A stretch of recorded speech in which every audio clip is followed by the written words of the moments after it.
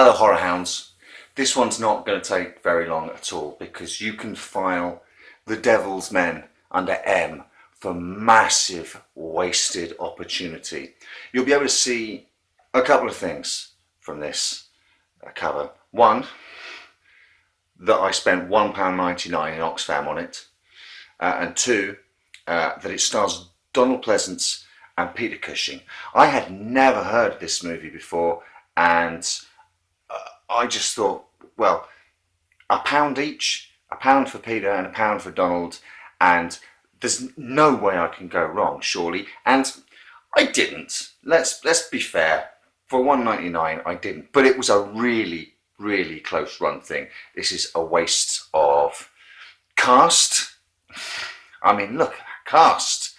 It's a waste of location. It's a Greek film shot on the Greek islands.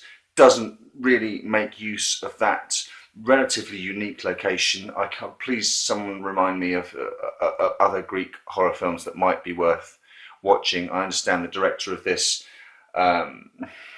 filmed something else that's a little bit more exploitative than this. As far as I can see, it was probably just a really good excuse to go and stay in Greece for a couple of weeks while filming. I know for a fact, sorry to bring a little bit of a downer in it, but Peter Cushing was sort of urged by friends to take on this job, as he was many jobs after the death of his wife, to keep him busy, because the man was basically just in mourning for the rest of his life. Donald Pleasance, all right, yes, you can see almost his Dr. Loomis in this role. What would become one of the highlights of the Halloween movies is here in its sort of protean form in his character here, but the rest of it's no good. Oh, let me give you an idea of what it's about. When when a number of tourists disappear from a picturesque Greek village, anxious priest Father Roche, Donald Pleasance, turns to his old friend, private detective Milo Kay. Roche and Kay are joined by Laurie, who is searching for the friend she lost on a recent camping trip near the ruins of an ancient temple. The ruins are on a pagan site, owned by the sinister Baron Corafax, who's Peter Cushing. Nice to see him playing a villain. When Kay, Roche and Laurie stumble across Corafax's secret, it seems their fate is sealed. Those who enter the forbidden chamber of the Minotaur must die. Now, that's a point that you will be left in no doubt about, because the big Minotaur statue in this, their pagan god that they make sacrifices to, repeats that quite a lot. Those who enter the chamber of the Minotaur must die. To the point where I was starting to wonder whether it was a little bit of a euphemism. I understand that this film was made available in the States under the title Land of the Minotaur, and that it had most of the blood, because there are a couple of stabbings, and all of the nudity cut out. Now, so I can only imagine what kind of a chore sitting through that movie it must have been, because apart from the oddity of seeing these two great men in a film I'd never heard about, and then realising I was just watching them in an awful movie, the only things really of note were the occasional flash of boobs and the occasional stabbings, and even the stabbings, they're all the same. They're all the same sacrifice to the same Minotaur deity, and all the people sort of strapped down to the stone altar just do nothing as this robed character is coming towards them with a knife, and it's not because they're hypnotized or mesmerized or drugged. It's because they're bad actors.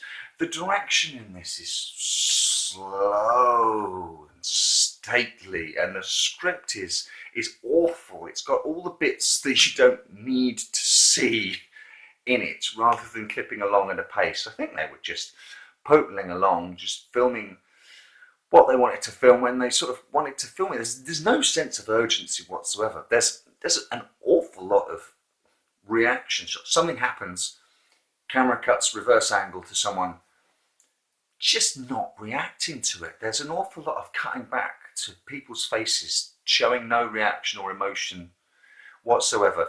The setup is actually really quite interesting, but it's fumbled right from the start. The paganism in this is equated to Satanism. So the Greek islanders worshipping an ancient Greek deity are somehow defeated by the power of the cross, which makes absolutely no sense. What this could have been a mini or sort of like a cult version of the Wicker Man, dealing with paganism properly.